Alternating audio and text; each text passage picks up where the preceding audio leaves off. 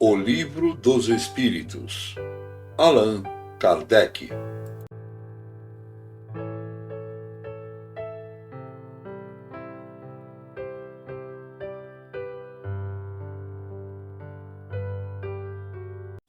Livro 2º, Mundo Espírita ou dos Espíritos. Capítulo 9, Intervenção dos Espíritos no Mundo Corpóreo. 4. Convulsionários. 481. Os espíritos desempenham algum papel nos fenômenos que se produzem entre os indivíduos chamados convulsionários? Sim, e muito grande, como também o magnetismo, que é a sua primeira fonte.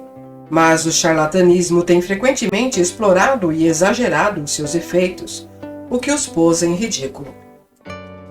481-A. De que natureza são, em geral, os espíritos que concorrem para essa espécie de fenômenos?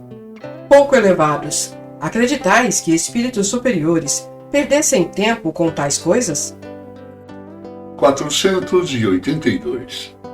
Como o estado normal dos convulsionários e dos nervosos pode estender-se subitamente a toda uma população? Efeito simpático. As disposições morais se comunicam mais facilmente em certos casos.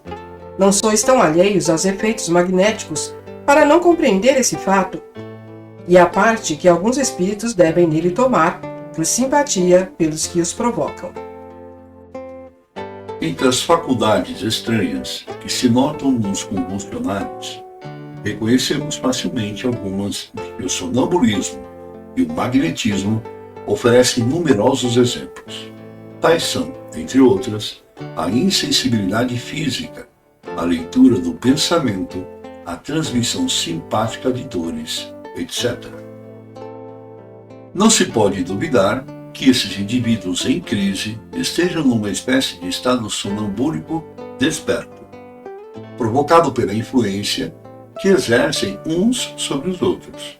Eles são, ao mesmo tempo, magnetizadores e magnetizados, sem o saber. 483. Qual a causa da insensibilidade física que se verifica, seja entre certos convulsionários, seja entre outros indivíduos submetidos a estruturas mais atrozes? Entre alguns, é um efeito exclusivamente magnético, que age sobre o sistema nervoso da mesma maneira que certas substâncias.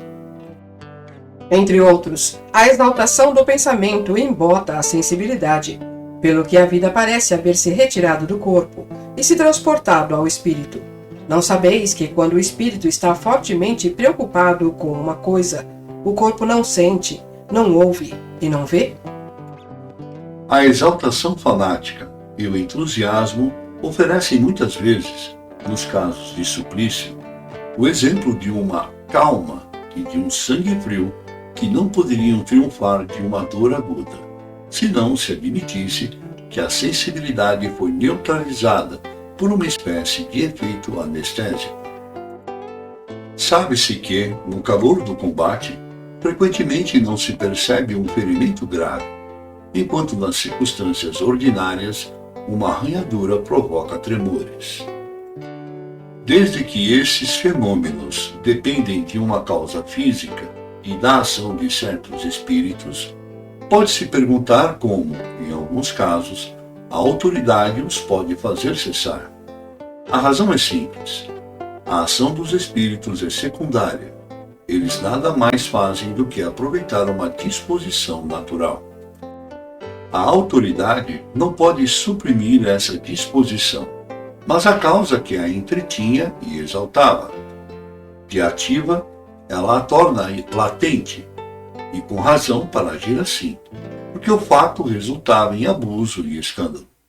Sabe-se, aliás, que essa intervenção é impotente quando a ação dos espíritos é direta e espontânea.